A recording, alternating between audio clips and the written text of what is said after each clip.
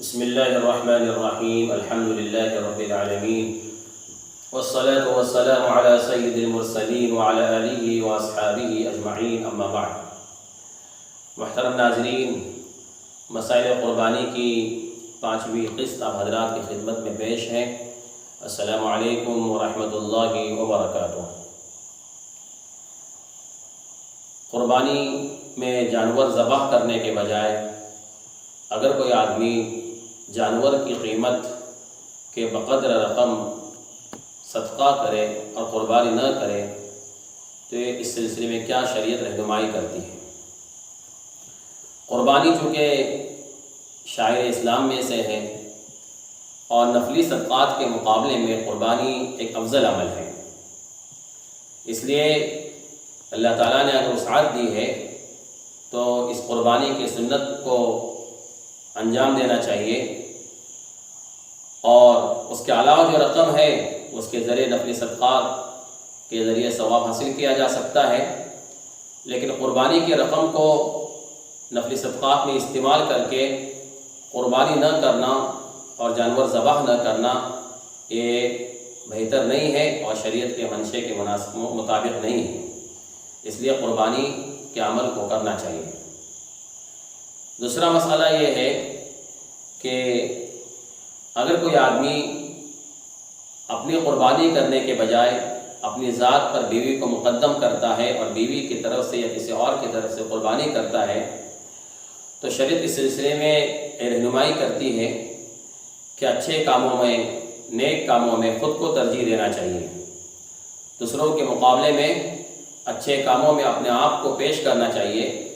کوئی بیوی کی طرف سے قربانی کرتا ہے تو قربانی درست بھی ہوگی اور جائز بھی ہے، لیکن بہتر اور افضل یہ ہے کہ اگر صرف اتنی وسعت ہے کہ کسی ایک کی طرف سے قربانی کرے تو اپنی ذات کو مقدم کرے، اور پھر اللہ تعالیٰ وسعت دے تو پھر بیوی کی طرف سے بھی قربانی کرے۔ تیسرا مسئلہ یہ ہے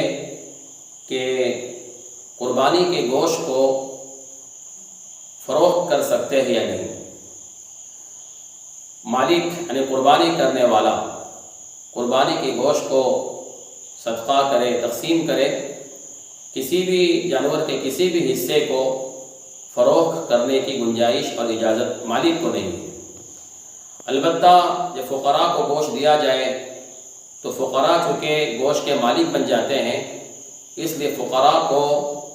گوشت فروخت کرنے کی اجازت ہے، گنجائش ہے،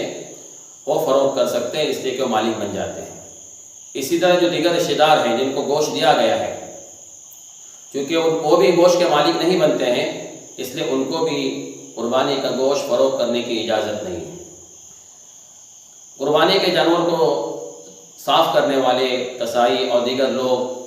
ان کو بھی بطور اجرت قربانی کا چمڑا یا قربانی کا کوئی جانور کا کوئی حصہ بطور اجرت کے دینا درست اور جائز نہیں ہے۔ اسی طرح قربانی کی کھال، جانور کی کھال، اس کھال کو یا تو قربانی کرنے والا خود استعمال کرے، اور اگر خود استعمال نہیں کر سکتا ہے تو کسی اور کو دے دے، یا پھر فقراء کو دے دے، فقراء اس کو استعمال کریں، یا فقراء چونکہ اس کے مالک بن جاتے ہیں، اس لیے فقراء اگر فروخت کرنا چاہتے ہیں تو اس کی بھی اجازت ہے۔ آج کل بہت سے ادارے جو فقراء کی طرف سے وکالت کی حیثیت رکھتے ہیں وہ چمڑے وصول کرتے ہیں اور پھر وہ رقم اس کو فروخت کر کے اس کے آنے والی رقم کو فقراء پر خرچ کرتے ہیں، اس کی بھی گنجائش اور اجازت ہے۔ اسی طرح جانور ذبح کرنے کے بعد جانور کے بعض ایسے حصے ہیں، اعضاء ہیں جن کو کھانا مکروہ ہے، ناپسندیدہ ہے، اس میں سے ایک خصیتین ہے، اس کو کھانا مکروہ ہے۔ اسی طرح پیشاب کی جگہ، چاہے مذکر جانور ہو، نر جانور ہو، دونوں صورتوں میں اس کی پیشاب کی جگہ کو جو ہے کھانا مکروہ ہے۔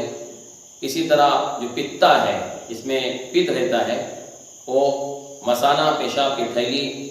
اسی طرح اگر اس کے جسم پر کوئی کسی بیماری کی وجہ سے کوئی گراہ یا گاٹھ آئی ہو تو اس کو بھی کھانا مکروہ ہے۔ اسی طرح خون چونکہ نجس ہے، اس کا استعمال کسی بھی صورت میں جائز اور درست نہیں ہے۔ واللہ اعلم بالصواب، وآخر دعوانا الحمد للہ۔